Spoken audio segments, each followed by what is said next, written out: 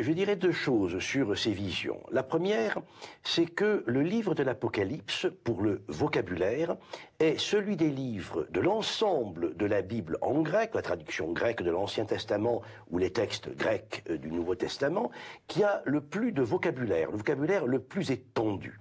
Et il y a beaucoup de mots que l'on ne trouve que dans le livre de l'Apocalypse.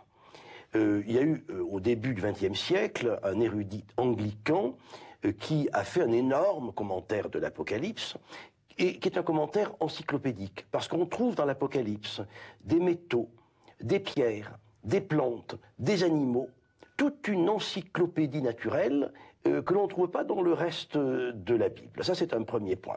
Le second point, c'est cette grandiose description du trône de Dieu, un trône vide avec des reflets d'arc-en-ciel tout autour, avec ces quatre animaux symboliques du livre d'Ésaïe, dans lesquels on a identifié les quatre écrivains sacrés, les quatre évangélistes, et l'on se rappelle que l'aigle est le symbole de Jean, le lion, le symbole de Marc, le taureau, le symbole de Luc, et l'ange, le symbole de Matthieu.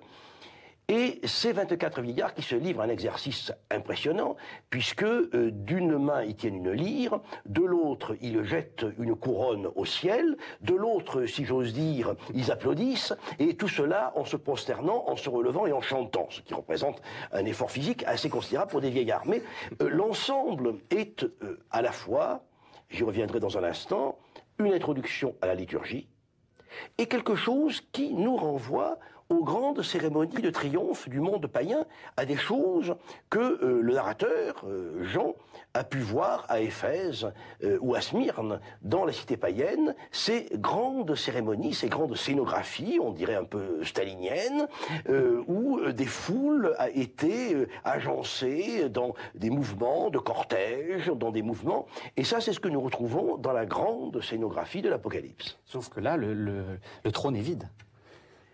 Bien sûr, il s'agissait bien de souligner que ce n'est pas une idole qui est adorée. Le trône est vide et c'est un trône qui a la forme, il faut le rappeler, de l'arche d'alliance, qui n'était pas seulement une boîte dans laquelle se seraient trouvées les tables de la loi, mais qui était aussi un trône avec des anges de part et d'autre, qui sont les accoudoirs du trône. Un trône vide, puisque lorsque Sulla entre à Jérusalem, il entre jusque dans le Saint des Saints et il s'étonne de ne rien trouver à l'intérieur, en disant il n'y a pas de statue, les Juifs n'ont pas de statue à l'intérieur, il n'y a qu'un trône vide. Alors après cette vaste description, quelque chose d'un peu plus dramatique, un agneau apparaît et on lui tend un livre sur lequel il y a des sceaux, et à chaque fois qu'il brise un des sceaux, une catastrophe naît.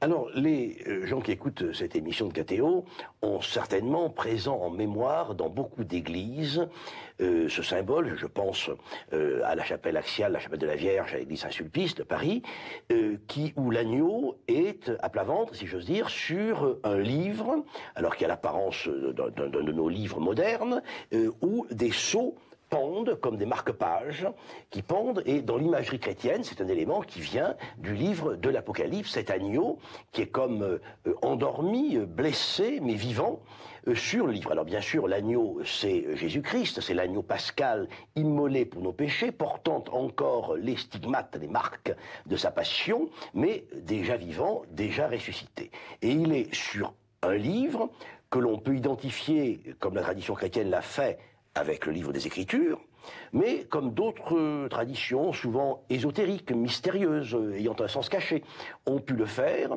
le livre des vivants et des morts, le livre des jugements. Et chaque marque-page, chaque sceau qui ferme ce livre, en réalité il s'agit de s'agir d'un rouleau plutôt que d'un livre moderne, qui permet d'ouvrir peu à peu ce rouleau, provoque des catastrophes. Et alors là nous avons les catastrophes dont nous parlions il y a un instant, les épidémies, la famine, la guerre, les sauterelles, toutes ces plaies qui rappellent les 7 plaies de l'Égypte, et qui rappellent ces plaies qui, pour les Égyptiens, étaient certainement fort malcommodes et très désagréables, mais qui scandent la libération des Hébreux d'Égypte. Eh bien, ces plaies abominables scandent la libération du monde, libéré peu à peu du mal, à chacune de ces plaies, alors avec ces sauts qui vont déclencher la venue bientôt de cavaliers.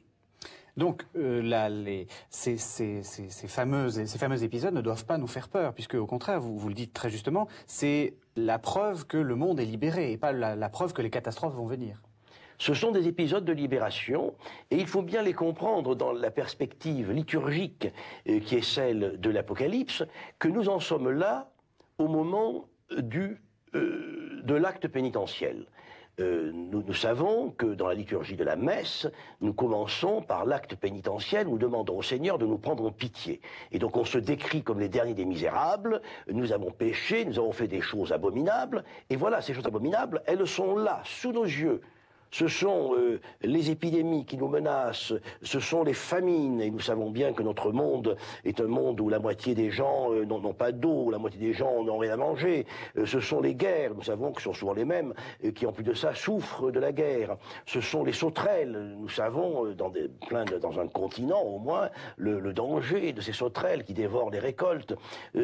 Tout ça, nous en sommes pécheurs, nous sommes partie prenante de ce mal qui est dans le monde, et c'est l'acte pénitentiel du livre de l'Apocalypse.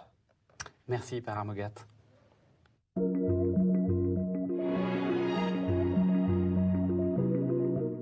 Père Harmogat, après avoir vu les événements qui se déroulaient sur la terre, au ciel justement, on va parler des événements qui se déroulent sur la terre. Et la dernière catastrophe que déclenche le sceau, le fameux 7e sceau, c'est des anges qui apparaissent dans le ciel et qui soufflent dans leurs trompettes, et on voit une vision de la femme et du dragon.